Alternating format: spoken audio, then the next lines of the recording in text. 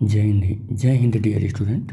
इस लेक्चर में हम लोग बात करने वाले हैं distinction between EMF and terminal voltage of a cell.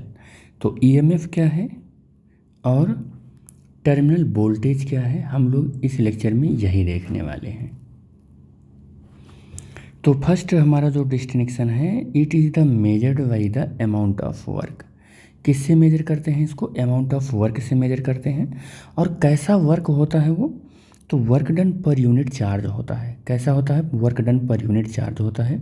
लेकिन कहाँ से कहाँ तक ये वर्क डन किया जाता है?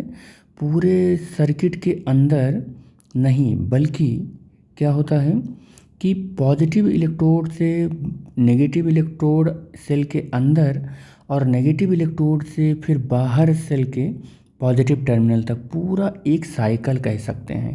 पूरा एक साइकिल चार्ज को सेल के अंदर से लेके सेल के बाहर तक चार्ज को घुमाने में जितना वर्क डन करना पड़ता है, उस वर्क डन को हम क्या बोलते हैं? ईएमएफ ऑफ द सेल बोलते हैं। यहाँ तक आपको समझ में आ गया होगा कि ईएमएफ ऑफ सेल किसे बोलते हैं। दूसरा क्या है? टर्मिनल वोल्टेज क्या है कि किसी चार्ज को हम नेगेटिव टर्मिनल सेल के नेगेटिव टर्मिनल से बाहर सेल के बाहर पॉजिटिव टर्मिनल तक लाने में जितना वर्क डन कर रहे हैं, उसे हम लोग क्या बोलते हैं? Terminal voltage of a cell बोलते हैं। Terminal voltage of the cell बोलते हैं।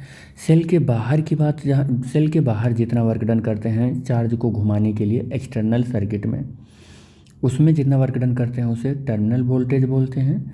और सेल के अंदर बाहर जितना मिला के यानी टोटल वर्क डन जो करते हैं उसको ईएमएफ ऑफ द सेल बोलते हैं। It is the characteristic of the cell. ये सेल का क्या है? करेक्टरिस्टिक है। और it does not depends on the amount of the current from the cell. Cell ने कितना करंट ड्रॉन कर रखा है इसके ऊपर डिपेंड नहीं करता है। ठीक है, तो it depend on the amount of current. ये पोटेंशियल डिफरेंस किस पर डिपेंड करता है? करंट के ऊपर डिपेंड करता है। ओम्स लॉ में आपने देखा भी होगा, V प्रोपोर्शनल टू IR होता है। यानी कि जो टर्मिनल वोल्टेज होता है वो उस सेल से कितना करंट निकल रहा है उस करंट के ऊपर डिपेंड करता है। मतलब अगर हाइयर करंट निकल रहा है तो हाइयर पोटेंशियल वो होगा, लोअर करंट है तो लोअर पोटेंशियल टर्मिनल पोटेंशियल होगा। इसका मतलब अगर करंट धीरे धीरे कम हो रहा है तो टर्मिनल वोल्टेज कम हो रहा है, इसका मतलब यही हुआ। ठीक है, तो it is the equal to the terminal voltage. कह रहा है ये किसके इक्वल होता है? टर्मिनल वोल्टेज के इक्वल होता है। और it is equal to the terminal voltage where, लेकिन कब होता है कि सेल इज़ नॉट यूजिंग, जब सेल यूज ना कर रहा हो, मतलब सेल से करंट अगर नहीं निकल रहा हो तो जो हमारा E है वो V के इक्वल हो जाता है। जो हमारा E है वो V के इक्वल हो जाता है, यानी EMF टर्मिनल पोटेंशियल V के इक्वल हो जाता है। तो while greater than the terminal voltage when the cell is in use.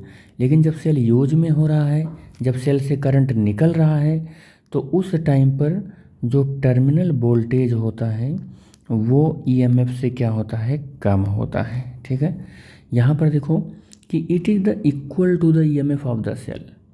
Cell के इक्वल होता है, ये सेल के क्या होता है? इक्वल होता है। टर्मिनल वोल्टेज सेल के EMF के इक्वल होता है।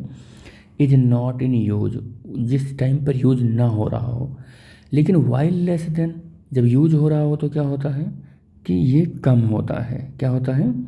लेस देन, कम होता है। समझ में आ रही होगी? While less than the EMF when it is use. ठीक है।